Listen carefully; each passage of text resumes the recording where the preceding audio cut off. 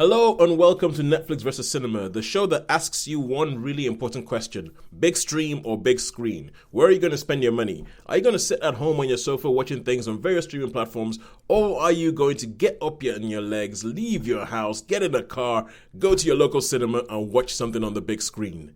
Which is it? You will decide. Let's get ready to rumble!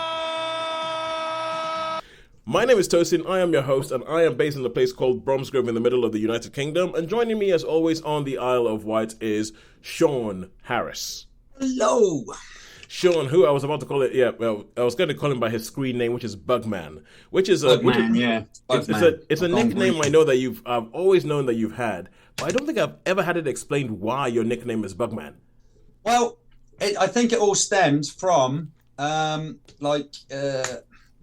should we say, when I was a kid, the people, when we used to play, everybody used to call me Shawnee Bugs.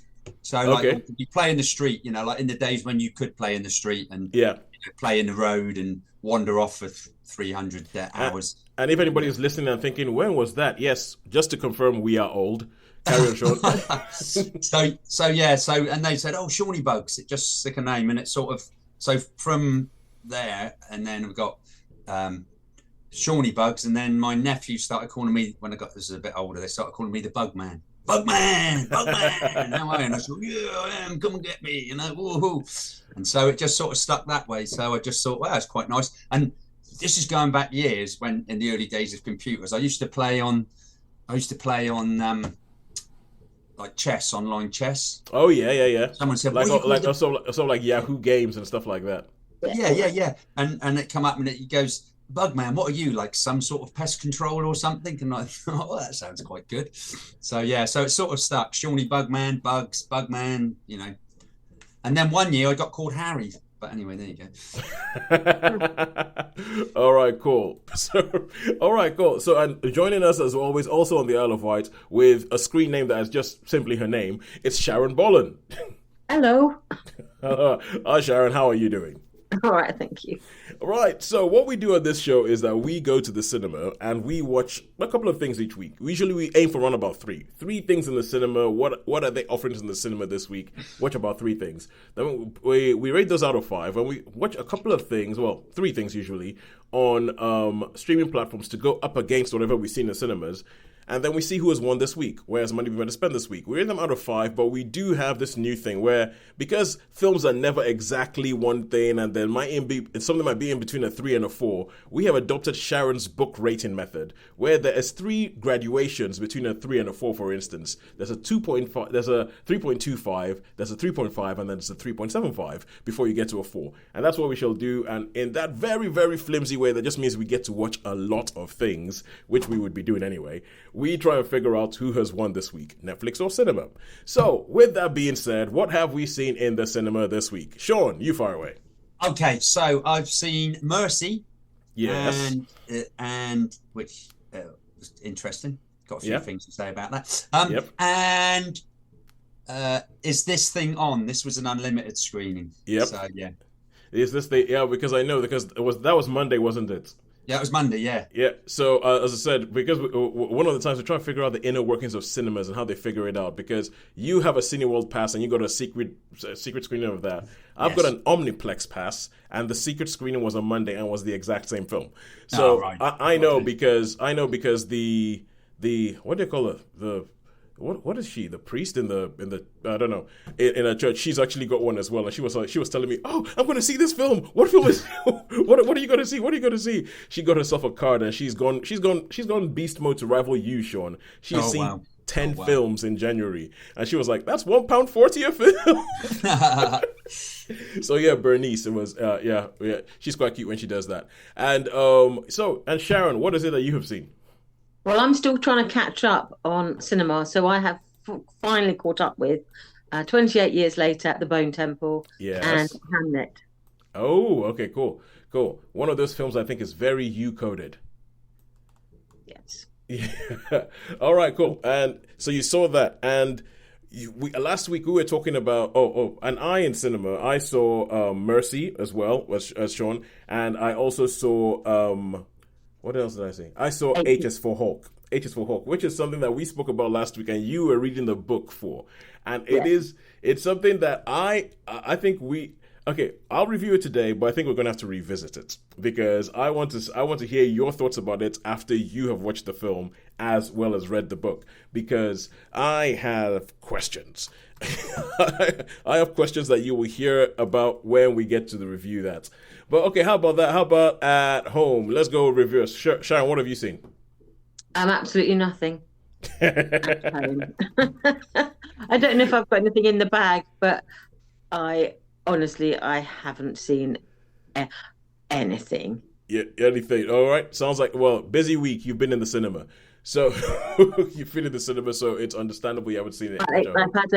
I've had my brother's not been very well, and so when he's not well, I retreat and I yield the television for the whole week. All right. So I have yielded the control of the remote.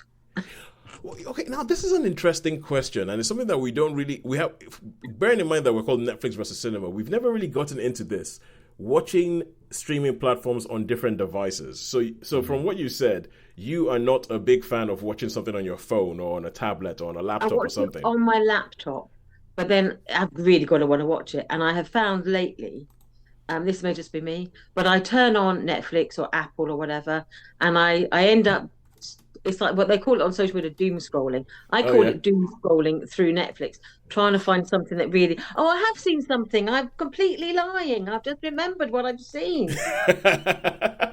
It must have made quite an impression. And I found one. I saw The Great Flood. It's a Korean film. All right. Okay, cool. Ooh. I have seen something. So, yes, it was one of those things, because lately I go on there and I start scrolling and I go, that's a possibility, but I'm not in the mood for that now. And I keep going, that's a possibility, but not now. There's another one, and I'm thinking, I might watch the first 5 minutes and then see how I feel. Yeah. And then this one I thought, that'll do. And so I ended up watching that. But often I give up. If I haven't found something to watch within quarter of an hour, I give up. Quarter of an hour, that's a record. Mine's about 20 minutes. I spend about 20 minutes, sometimes even more. And I will watch, like you said, Sharon, is that the same? I'll watch like 5 minutes of something. I mean, I watched a little bit of a film called Invasion of the Blood Farmers, like some 1973. But I mean, I had it on, but I was doing other stuff, So, so I couldn't really review it because I wasn't watching it properly. But it just sort of, a bit like Sharon. I thought, war films, I like all them. Cross the Line, I've seen that before. Bridget Remote, I like that.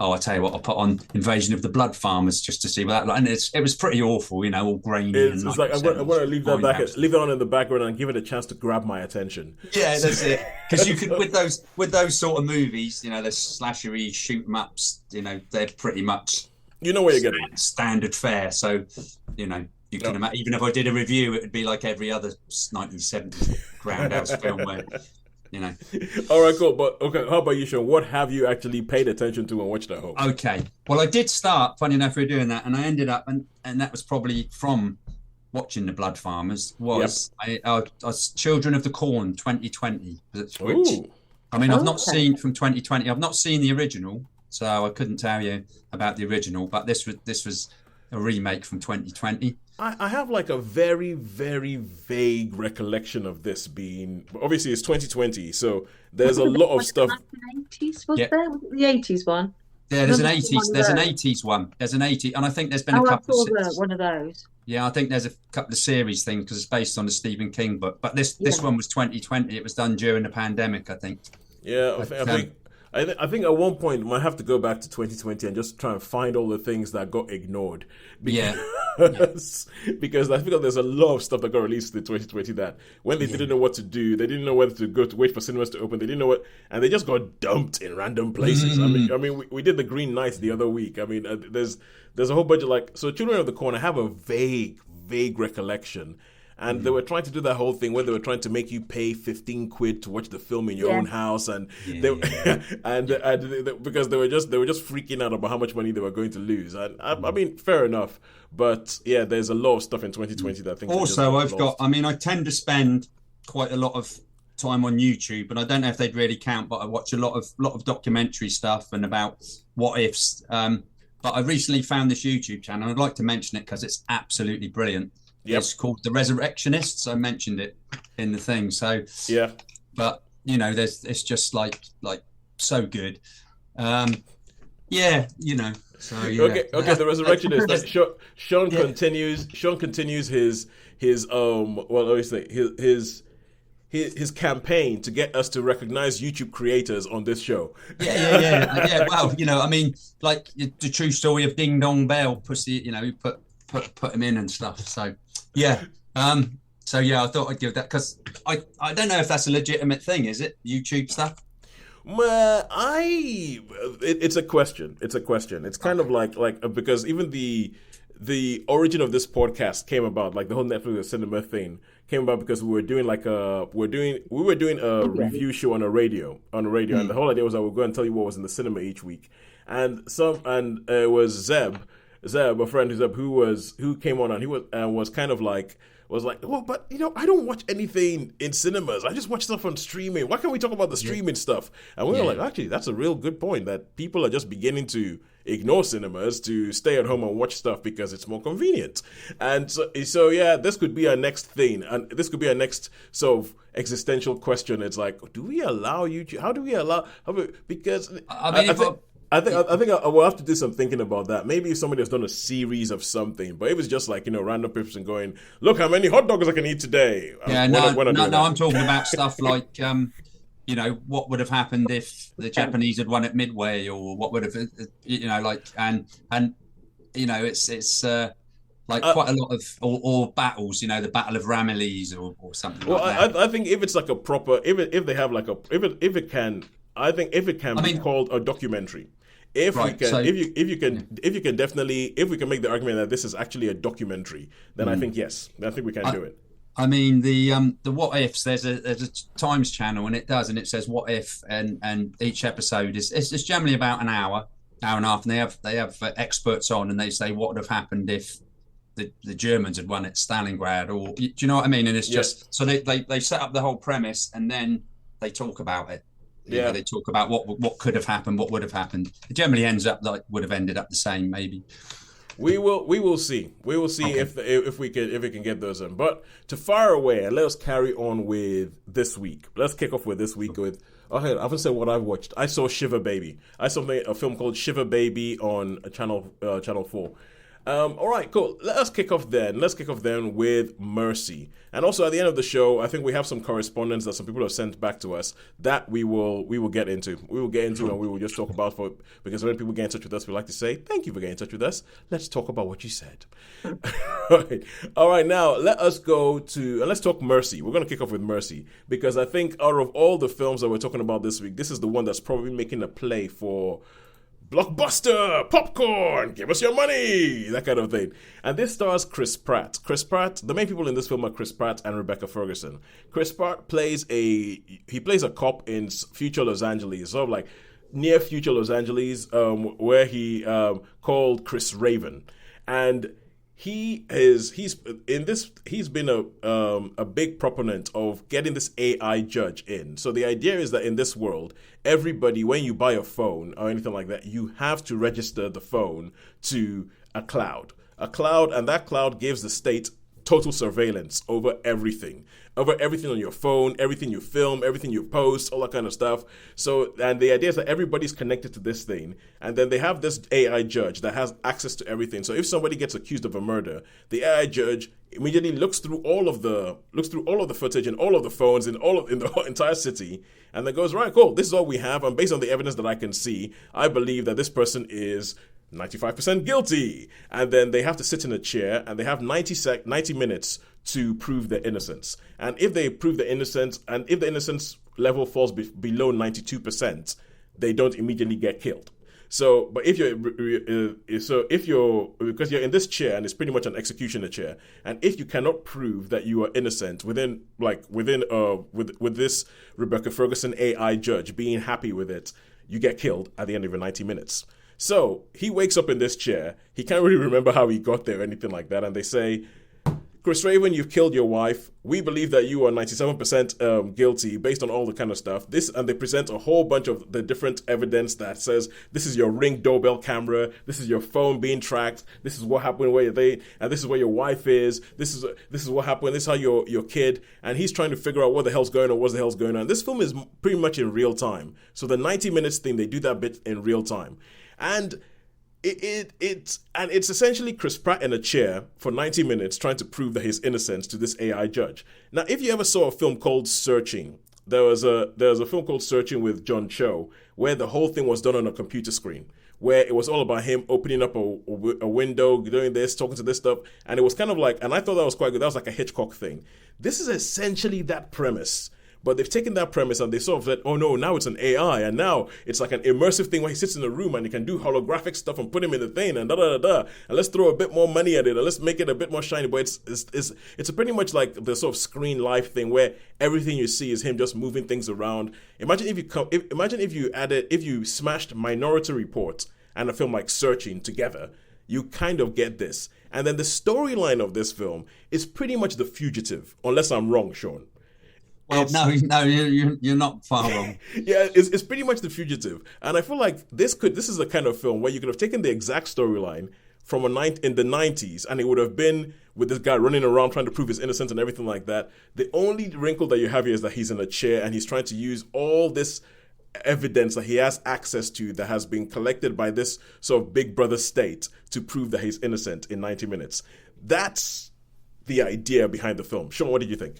Okay, well, yeah, he wasn't in the chair for the full 90 minutes. He wasn't in the chair for the full 90 minutes because I had sort of, as you can imagine with this film, well, it started off okay. I thought, okay, we'll go with this. Yeah. You know, he's got no defense lawyer there though, so if he hadn't been particularly bright, he should have had someone else. Well, he should have had an advocate with him, I think. There's some questions about the world, about the world building, yeah. So anyway, yeah, and then, so for me, this started off okay. I was pretty forgiving on that. And then when it got to, shall we say, the most ridiculous, stupidest car chase thing probably that I've got in all of the stupid, ridiculous car chasey things that I've seen, this was just... Shaun is particularly unforgiving for car chases. He hates them. You know, and I mean, it was like did you notice, it must have been CGI'd or something, because there was absolutely no damage to that big truck. There was absolutely no scratches, nothing. It was pristine. It was pristine all the way. Up until the final bit, up until the end, Yeah. And then, I mean, just the end bit was just, so ridiculous. I just thought it was absolutely ridiculous, and I got really angry with it, and I thought that's pathetic. So reading between the lines, you're saying this film was fine as long as Chris Pratt was in the chair. Once he left the chair. Well, no, from the car chase. From the car chase, okay. Onwards. Yeah, so the thing is, at the beginning, I think what they do at the beginning, where there's like some sort of actual detective work of trying to figure this stuff out and trying to, okay, cool, hang on, okay, look through these phone logs and see which number was called at this time or this. I remember this one time when they were texting behind my back. Can you find that phone and see what they were texting? Who were they texting to? How are we going to find this person? And that whole bit, it's actually it's logical. It's logical. It's like actual detective work. I mean, as Shaun says, the truth is that because this guy is a detective, and that's why the detective work happens. So if you have somebody who isn't a detective, you do wonder how on earth they're supposed to figure this thing out. And I feel like this film knows what it is. I feel like it knows what it is. There's some casting choices that they make, and the casting choices is made so that the second this person should be go like, yep, guilty. They're guilty. and I mean, there's a couple of things that they do. You're kind of like, that's probably going to happen. That's probably going to happen. And quite a few of them. I would say that there's a couple of things you would think would happen in a film like this. And I would say whatever thing it is that you think will happen, probably about 60 to 70% of what you think will happen happens. And, predictability. It's about forget about 92% proof. This is 70% predictable. But having said that, I think the film coasts along really, really nicely. It sticks to its whole 90 minutes thing, so it's not that much longer than 90 minutes, the whole film. And I was watching, I was going, yep, cool, yep. This is easy. That's a bit stupid. Hang on, if there's all the poor people there, why does that hotel look a little bit posh? But it's like, and so there's all these different things. You're like, hang on, would you just do that and drive in there? Okay, if you say that's what you're trying to do, how about you just kill a whole bunch of people for no reason? And yeah, and so there's all these things, but I feel like the film coasts along anyway. I think Chris Pratt's quite good. Rebecca Ferguson is quite nice and steely about it. It's passable. It's passable. But for me, I feel like this film is a down the line 3. This is down the line 3 out of 5. Nothing really doesn't do anything different or clever with its premise or with this whole thing. Doesn't make any real points. It's just there to be like, oh yeah, cool. Way, yay, good guys won. That's the whole thing. It's not there to make you think about AI or anything like that. It's just kind of like, oh, imagine if we had this and go. So, yeah. No, that's fine. I mean, I agree with you. I didn't mind it up until, as I say, the point I said. So I suppose it's like, 3/4 of the movie was okay, but then I just couldn't. Tosin, I couldn't forgive that end scene. I'm very, very, very, very sorry. So I'm going to give this a 2.5. Yeah, well, the thing is, I was watching that and I was thinking, because there was a bit of me that was like, it would be really, really, this film would stand out a little bit more. It would stand out a little bit more if he never left the chair. I think so. And what I want in a film really is for it to not be predictable. I would like something to actually, what is going to happen should happen, if you know what I mean, without giving any major spoilers. But it's just like, why doesn't someone make a film where it doesn't go the way it does? I'm trying to explain myself. Essentially, let's put it this way. There's quite a few Hollywood cliches. There's Hollywood cliches and there's Hollywood tropes that happen and everything like that, like the police arriving just after the hero has saved the day and all that kind of stuff. And this film doesn't care that those things are there. I feel like this film knows that they're there and then runs into them wholeheartedly with no irony, with no winking, just sincerely goes, yeah, it's a Hollywood trope. We're gonna give you one of those Hollywood movies. Well, I can't forgive them Hollywood tropes, I'm afraid. It's kind of like let's give you speed instead of the bus that can't slow down, the guy doesn't go anywhere. Yeah. of that. So yeah, okay. So that gives us 2.75 for Mercy. And now let's go to The Great Flood. The thing that was so memorable, Sharon forgot she watched it. So tell us about The Great Flood. A lot happens in a week. Yes, The Great Flood, South Korean film, it's largely set in one location. It's a large tower block in Seoul, I believe. And it doesn't give you a time scale when it is set, but you feel it's slightly in the future. And it's a story of a mother and her child. She is a doctor or a scientist, and she has a little 6-year-old boy. And she wakes up one morning, he's sort of playing around her, and she's like, oh, just leave me alone. He goes, Mummy, look outside. And it looks outside, and there has been a catastrophic flood. And basically, already the lower ground floors of their building has become engulfed. Yeah. And as she looks out the window, you can visibly see the seas are rising. And so then there's announcements saying you have to get out and go up, climb up. And so she grabs her little boy and she starts to work her way up through the building. And as the story unfolds, as she sort of climbs up through the building, we get the impression that there's more to this mother and her son than just a mother and son who just happen to be in this event. That there's something special about this little boy, and there's something a little bit different about her. And they encounter different people on the way, so a group of looters. And then she meets this sort of police officer who has been sent to save her, because where she's a scientist, she's actually got some knowledge that they want to help save her. And they say, we can't save everybody, but we need to save you. This is sounding very, very sort of like, World War Z, Greenland, kind of like disaster movie tropey thingy. Yeah. Yeah, so there has been this catastrophic event. And so you see them, the most of the film, the first 2/3 of the film is this sort of sequence, this long sequence of them just all these perils, ending up in the water, saving each other, different people they encounter, all these things, and then something changes. There's a complete shift in the film about 2/3 of the way through, and then the last third of the film is rewrites the whole rule books of what you've seen before. It completely refocuses what the story is about. Oh. It's almost impossible to give you a synopsis of that, because when you're watching it, you suddenly go, well, I wasn't expecting that to happen. So the last bit is completely messes with your head a little bit.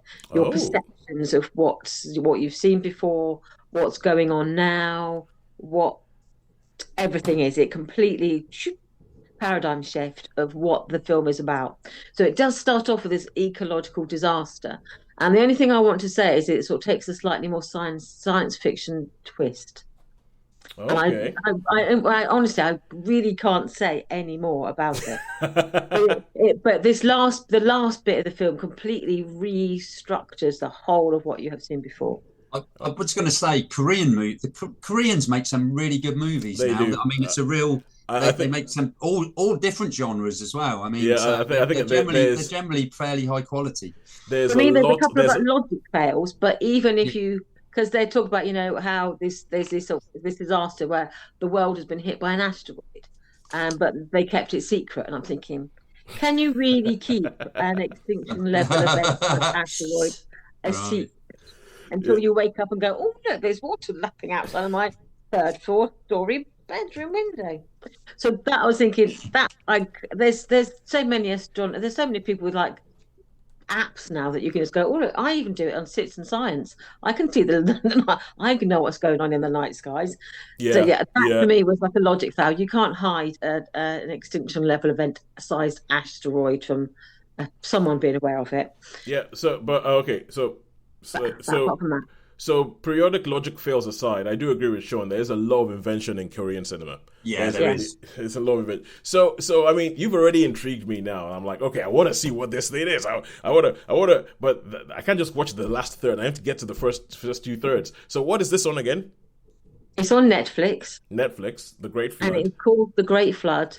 2025. It's brand new out the park, and it has quite look. Because I went afterwards, I was looking up a few bits about information about it online. So I didn't watch anything about it beforehand. I went in completely cold, and so there's a few questions going on there. So, and to be honest with you, I probably couldn't answer all the questions about it. There's some still aspects of it I'm thinking, I don't actually think I understand what that was really about, and quite what they were, what it was. Yeah. So I can't answer. It sounds like me watching H is for Hawk.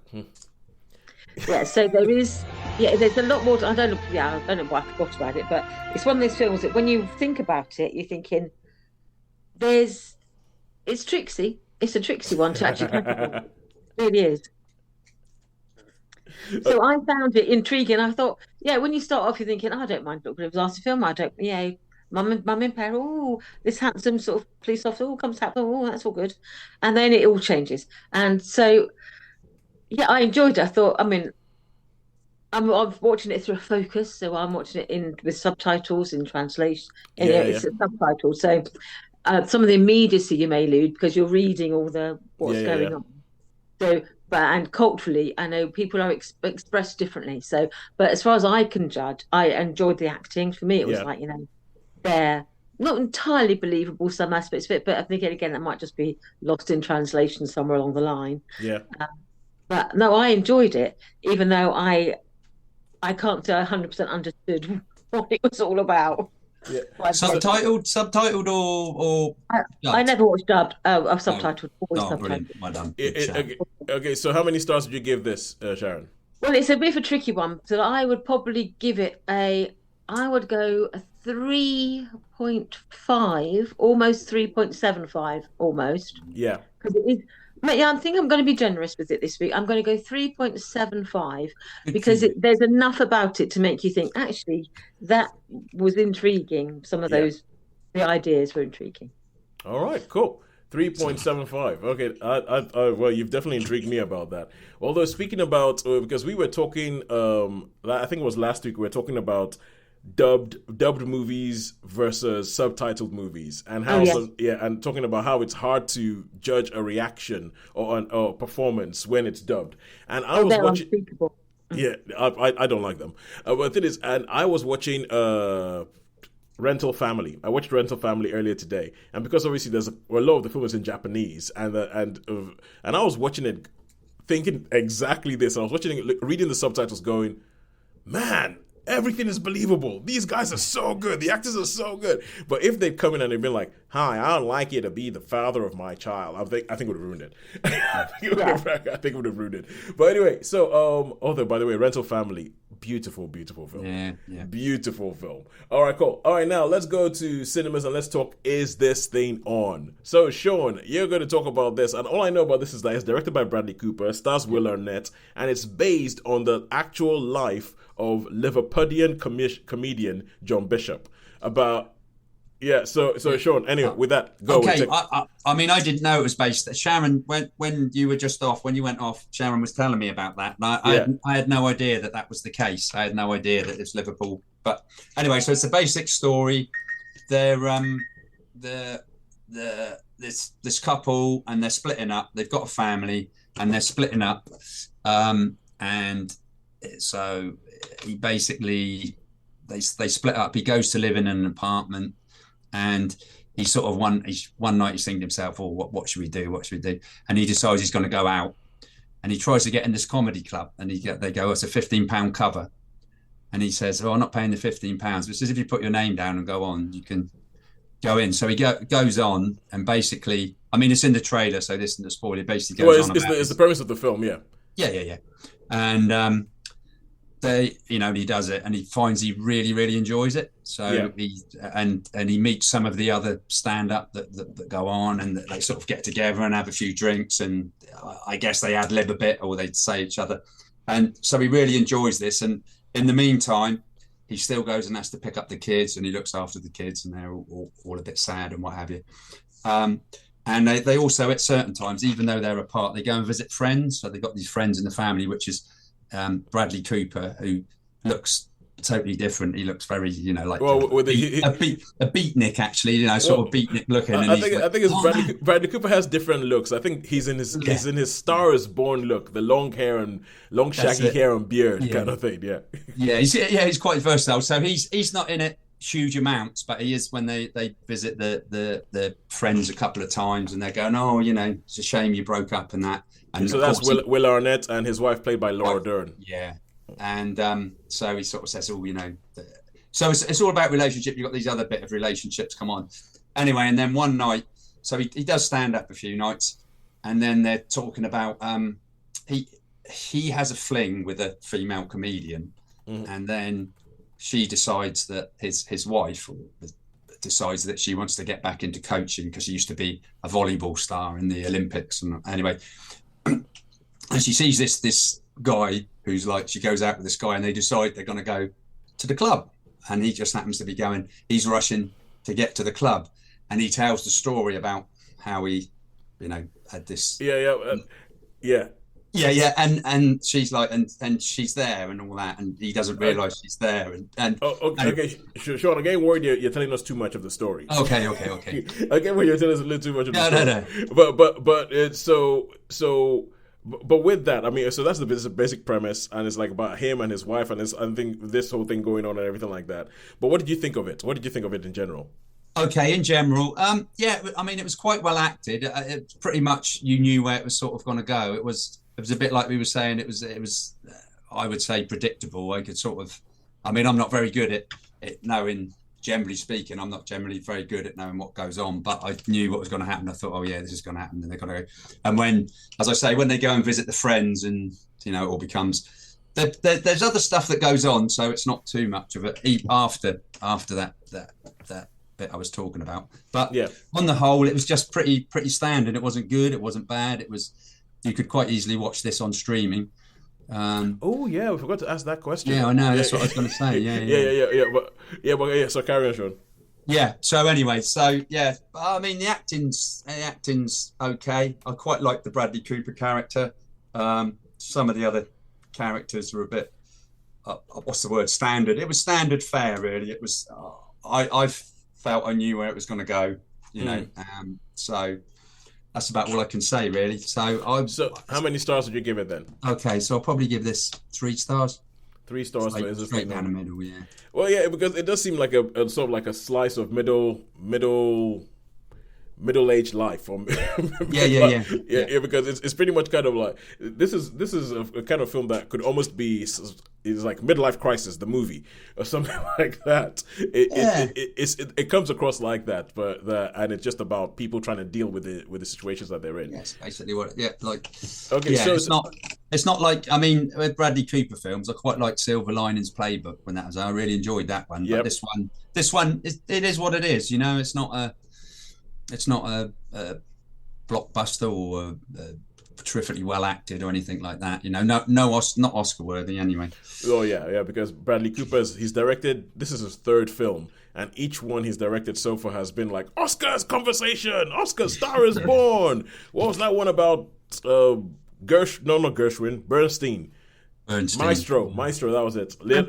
Maestro. And then this one. But I think this one seems to be him in like a less sort of awards baity mode and more just sort of like relaxed, slight comedy mode. So 3 stars. Okay, to answer the question that we forgot to ask. So, is this thing on? Would you watch it at home, or would you say wait for it to come up on streaming or watch it in the cinema? Yeah, wait for it for streaming for this one. Wait for the streaming. And Mercy, let's go back to Mercy and say, Mercy, would you say watch it in the cinema or wait for it to come in on home? Probably cinema. Really? I think. Oh yeah, because I would actually have said Mercy, wait until you get it, wait until you can see it at home. I don't think you miss anything. I suppose so. Yeah. I don't think you miss anything. It's mostly a guy sat in a chair. Yeah, I probably would have switched off while watching it on screen. All right, cool, good stuff. And now we go to streaming and stuff, and I'm going to talk about Shiva Baby. Shiva Baby in on Channel 4. And now Shiva is if anybody, well, this is something that I've known only from watching TV. Only from watching films, that Shiva is a Jewish tradition of when somebody dies and then they sit Shiva, which is where they have the body in the house for 7 days, and then people come around and like they come and they eat with you and they help and all that. That's what happens in this. And with this, you kick off by meeting a character played by Rachel Sennott.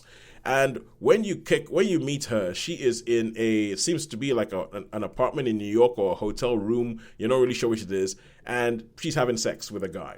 She's having sex with a guy, and then after she finishes having sex with this guy, you think, okay, what's going on? The guy's a little bit older than her, and then you realize that it's like a transactional thing, because she says, oh, did you remember the? And he goes, oh yeah, and then he gives her some money. But it feels a little bit more familiar than like just like a straight up prostitution or anything like that. And then he gives her a bracelet. Then she goes off because her mother keeps texting her saying, are you coming to the Shiva? Are you coming to the Shiva?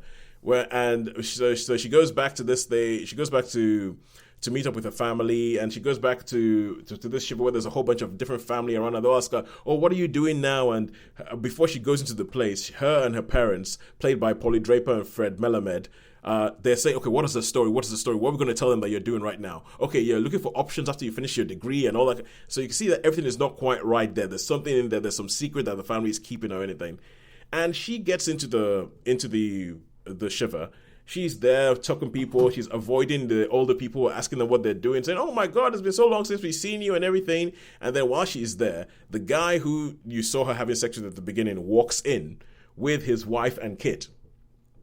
And so then the whole film becomes like a 90-minute thing of her running around, trying to figure out what's going on, and then it transpires. And this is something that everybody seems to think was very, very obvious, but I didn't get it from watching the film. I had to go look it up afterwards, that that essentially he is her sugar daddy. He's a sugar daddy, and there's an app where people can actually go on and it's like Tinder, but for sugar daddy and sugar babies. But he's in there, but she didn't know that he had a wife, and he was keeping the whole thing quiet, and people are trying to put him together with her so that they can give her a job, because nobody knows that this thing is going on. And this film it was raved about when it came on. I've had it on my list for years to watch this film, because people have been like, oh my Shiva Baby, oh my God, it's like an anxiety attack for 90 minutes and all that kind of stuff. And people say that, and I can see where it is, because it's like there's this sort of pot boiler where she's running around and she's trying to figure it out, and there's a woman there who you kind of figure out from what everybody's saying she used to have a relationship with when they were younger, and there was like none of that nonsense with her today and all that. And and the bits that I think that really work about this film are the family dynamics and the idea of this extended family and extended community, because this extended Jewish New York community, and how everybody's in everybody else's business, and all the older people and the grandmas and the aunts and the uncles are all like trying to find out what she's doing and how she's trying to escape this whole thing, and how she's and is Rachel Sennott, and Rachel Sennott plays aimless young person very well. I mean, I think it might, apart from in Saturday Night, because she was in the film about Saturday Night Live, Saturday Night. Almost every other role I've seen her play has been aimless young person, and she plays that role very well. And it's all about trying to run away and trying to figure out what she wants to do with her life, and doesn't want the family to come in.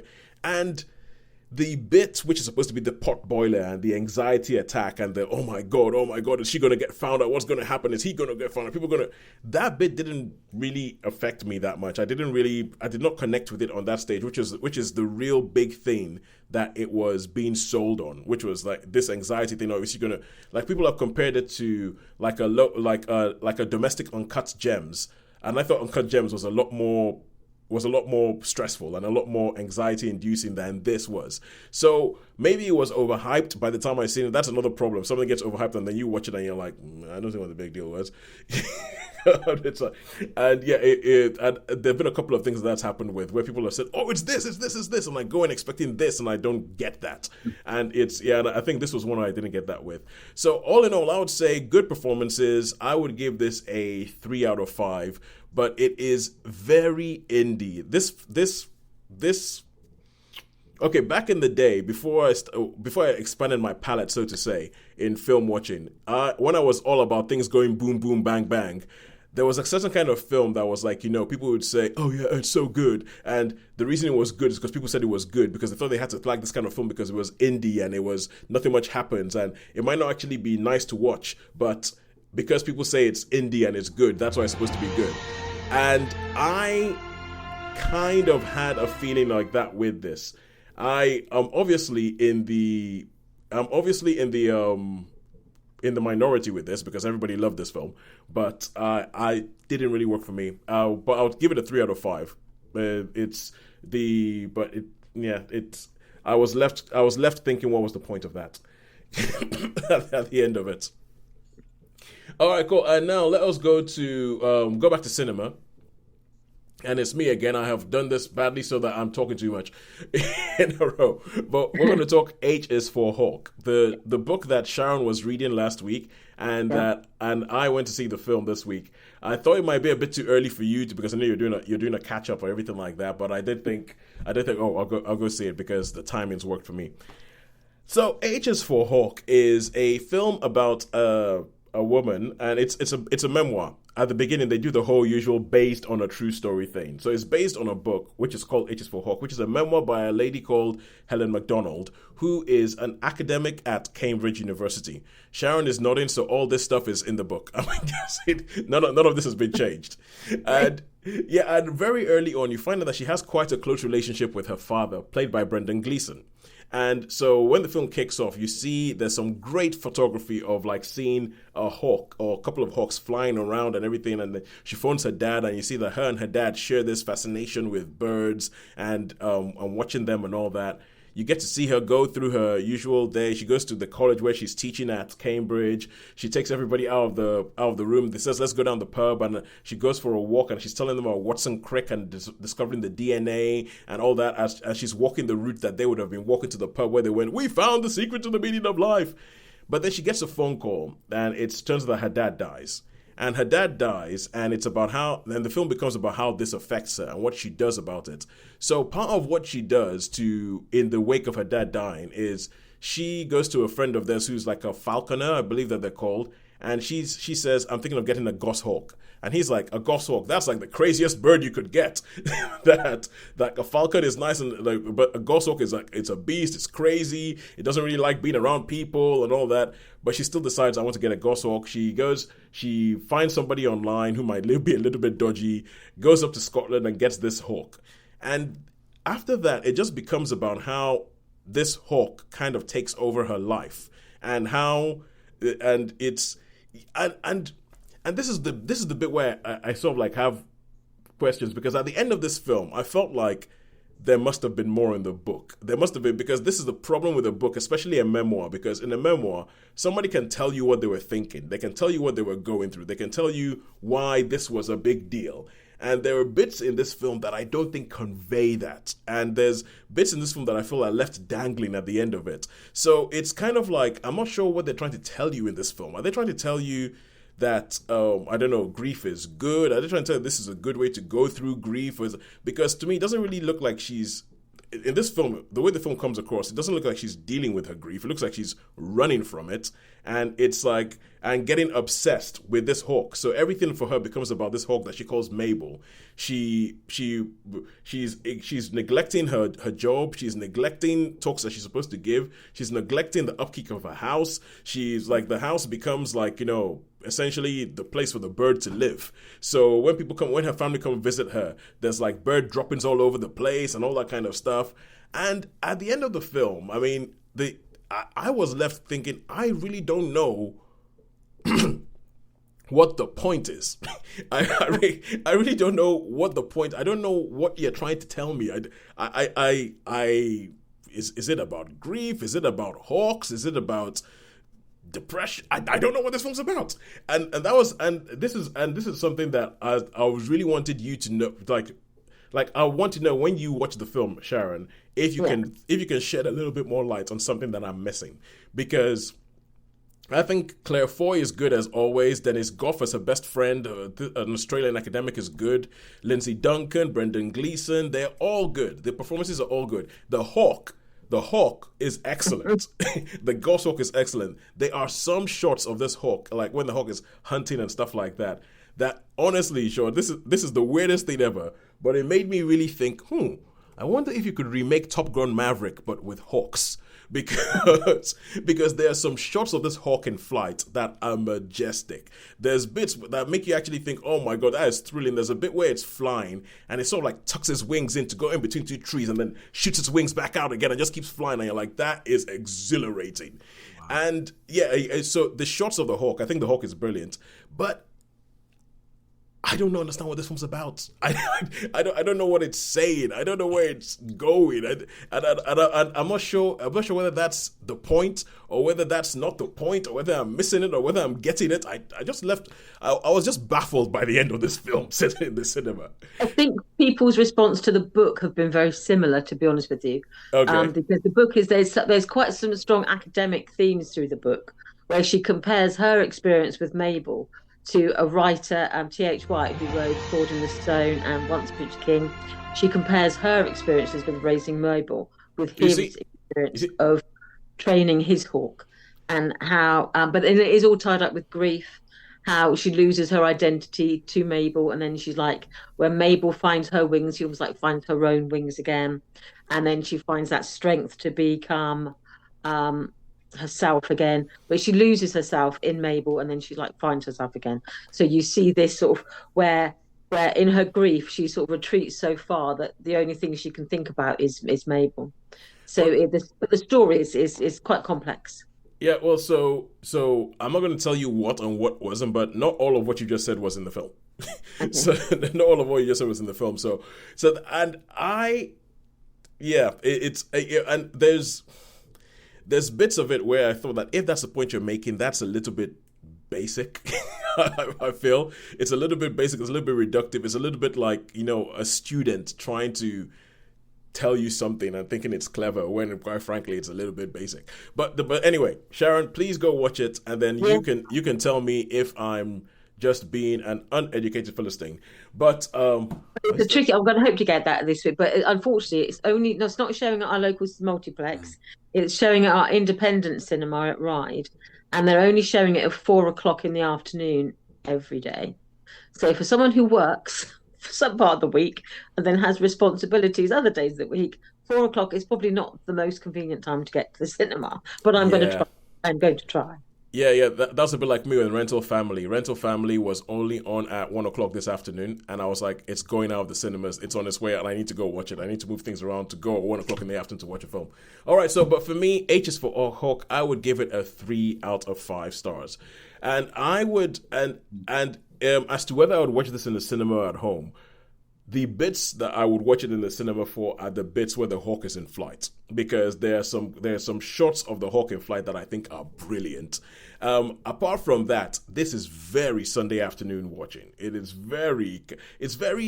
If you had a stereotype of what a British film is, this ticks a lot of the stereotypes of what a British film is, and it's like a lot of people in rooms talking. So it's yeah, I would give it. So as to whether you watch it in the cinema or not, I would say wait for it to come up on a streaming thing somewhere, because I'm glad it's in cinemas, but I'm really shocked as to how it's in cinemas. Oh, and speaking about that, Mercy as well. I was watching that when I was watching Mercy, I was watching it and I was thinking, how is this not a straight to streaming film? This is the kind of film that goes straight to streaming nowadays. How did this get into cinemas? When Frankenstein did not appear anywhere near the cinemas here. It is so weird. It's like, the whole that's a cinematic film to its nth degree, but it never came to cinemas. Yeah. Frankenstein never made it to the cinema here, but it's when you hear Guillermo del Toro, you're like, yes. When you hear Chris Pratt strapped to a chair, you think that could be on Amazon. I would watch that on Amazon.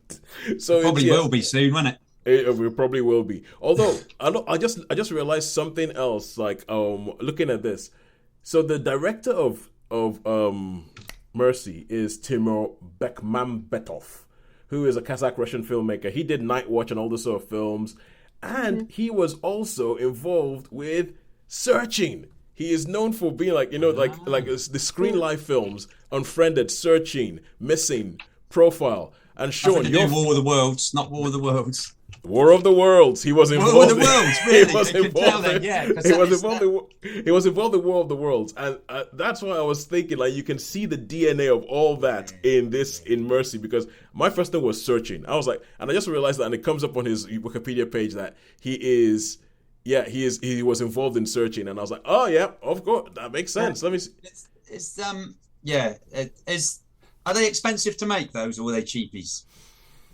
The Screen Life stuff would be like, okay, something like Searching, I imagine, was quite a cheap film, because it's John Cho, and all you see is what's on the computer screen. Yeah. So there are a couple of things where they have to act out later that they put onto the computer screen, but as far as location shooting is concerned, not that much. So I'd imagine Searching was quite a cheap film to make. With this one, because they added a big action set piece at the end, because it's a Hollywood film and you have to do that. But I reckon that was CGI'd. There was artificial intelligence or whatever. Oh no, there was definitely CGI involved, but but it was definitely CGI involved. But I think that there was some stuff on location as well. All right, cool. So now we go back to streaming and we talk Children of the Corn. I'm guessing this was on Prime Video. Yep. So okay, Children of the Corn 2020. Yeah, the 2020 version. Bearing in mind, I've not seen the 1970s or 80s version whenever it come out. All I know about those is like loads of blonde kids, green eyes, mid-witch cuckoos kind of thing. Yeah, no, not this. This is just like a bunch of sort of normal, well, if you call them normal kids. But yeah, just creepy guy, you like a little priesty type sort of creepy one. Yeah, no, but it's a girl in this. It's a girl. She's the best part of it. She's the best.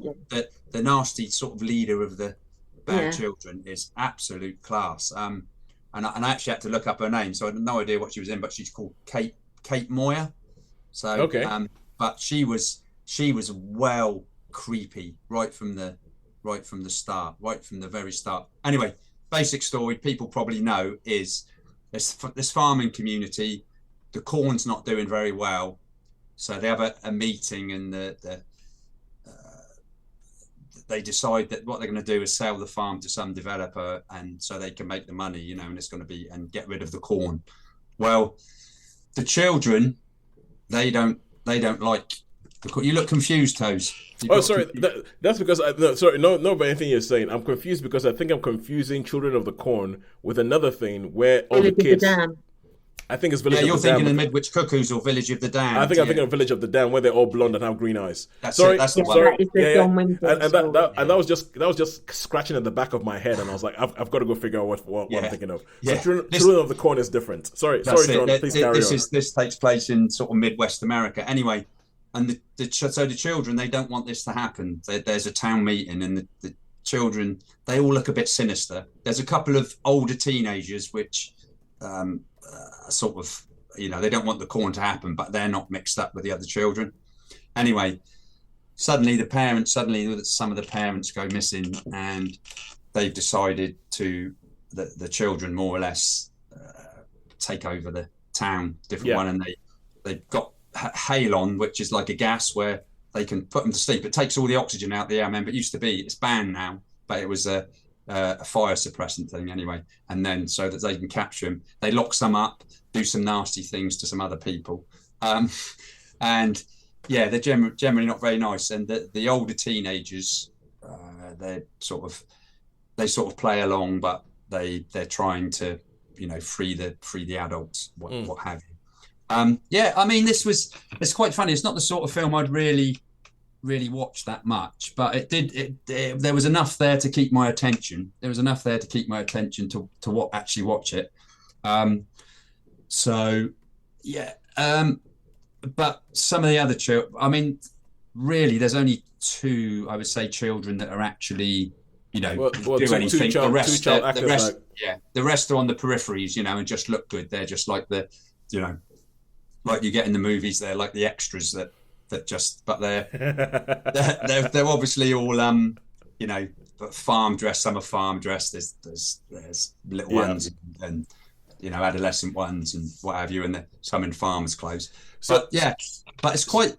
What I quite liked about it is it was good for me. It was how the children managed to get rid of and deal with the adults, because you'd think a bunch of adults would easily overpower a bunch of kids. Overpower a bunch of kids, but they do it in a very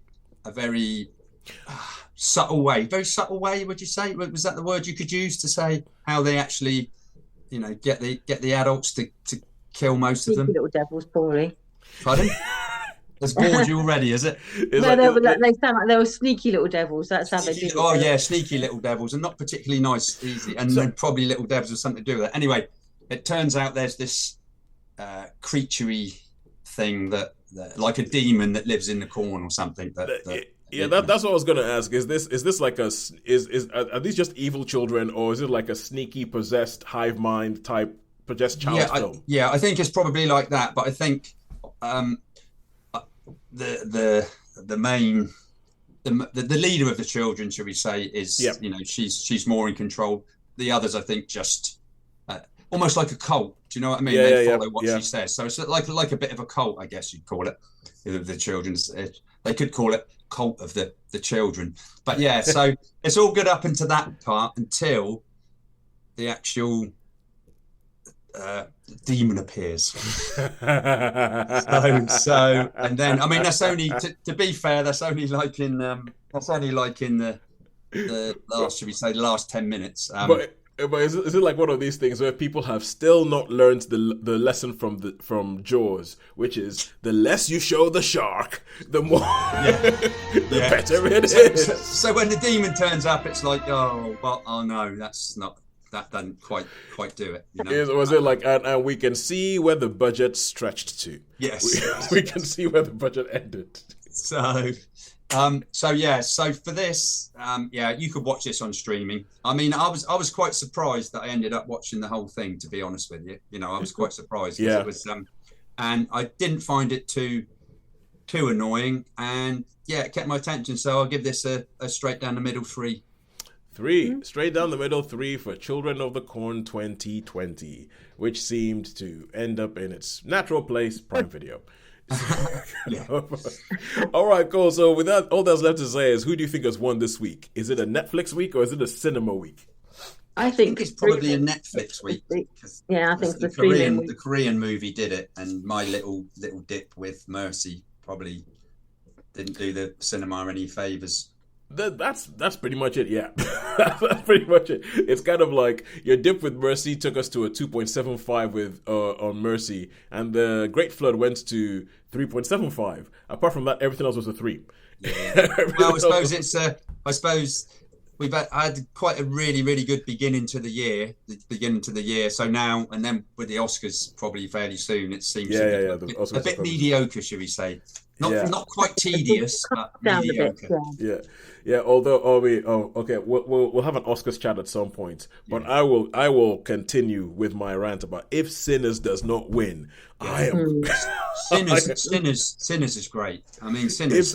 It was one of the standout films of the year, wasn't it? Last year, it was. I went down my list of all the films I watched, and some of them you're going, yeah, and I was like, yes, that is that was one of the standout. I mean, you can Sinners, still. It's not for very me often was you can, the standout film of last year. Yeah. I mean, it's not very often you can say I can even more or less remember the whole film now, and there's not you can't much say that about every film, can you? Really? Yeah, but I have a feeling that we're going to be talking about Sinners almost every week until the Oscars happens. I have a sneaky suspicion even afterwards, because I think I might be up in arms come Oscar night because people are trying to say Hamnet and they're trying to say one battle after another, and I'm like, shut up! but anyway, I said we're going to give a little bit of feedback from people who got in touch with us. So there was somebody on YouTube, on our YouTube page, who found a review of Slow Horses Season 5. And he wrote, the only reason I found this lovely review, why thank you very much, Tommy K. Thank you very much, Tommy K. Mac. Oh, yeah. I found this lovely review was because I looked at the stunning opening sequence and I was like, wow, I've never been to that area of London. So I Googled Kem's Grooming, which is one of the shops you can see in the background, and it popped up in Essex. Thanks for solving that mystery for me, because a big part of that thing was me. I think I kicked off the review. Harlow. Saying that this is Harlow. This is Harlow in Essex. I used to live in that flat. I can see the window of the flat I used to live in this scene.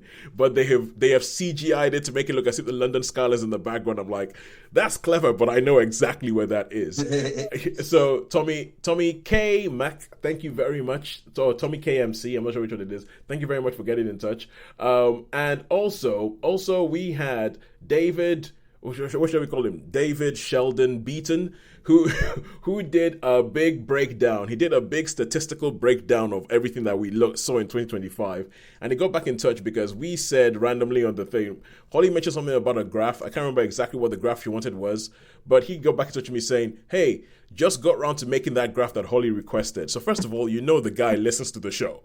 So he listens to the show. And thanks again for doing a rapper show. That was a good listen. So he sent us a graph that Holly can explain because I'm not entirely sure I know what it means. And he also pointed this out to show that he properly listens. He says, by the way, you said on the last show, that was our last show last week, you said on the last show that with the new system of using decimals for ratings, that 3 is not right in the middle anymore. It's just above the middle, which will feel weird to me too, having 2.5 as the middle. But never fear, you do not do 0-star ratings, so 3 is still perfectly in the middle. And I'm like, yeah, good point, because when I said 2.5, I was like, no, but if you have 5 things, the third one is in the middle, and I was a bit confused about that, even as I was. You don't do like a 0.5 or a 0 point something. So that's a good point. And he said that, but this gives you an example of what my university days were like, surrounded by people who were constantly correcting everything I said. that is what being a student at Imperial College or hanging around Imperial College was like. There's constantly people correcting everything you said. But anyway, also, just like when I've got retired nurses in my church and retired teachers, you can't say a thing. One or the other is either bossing you about or correcting you. So when they're 90, also when they're a student or when they're a teacher, doesn't ever end. So I get this. I'm surrounded by. Oh, that's an interesting idea. That's an interesting idea. David Beaton at 90. I wonder what he's going to be like. But anyway, but thank you so much, Dave, for getting in touch. Thank you very much, Tommy KMC, for getting in touch on YouTube. And if you would like to get in touch with us, if you would just find us on YouTube and find an individual review, tell us what you think about it. Tell us what you think about the thing that we reviewed. That is Netflix vs Cinema. Find us on Facebook, Netflix vs Cinema. Find us on Instagram, Netflix vs Cinema Pod. And until next week, when we'll find something to watch, it's a goodbye from me. It's a goodbye from me. And it's a goodbye from me. And if you're in the Academy, listen to this. Vote for Sinners!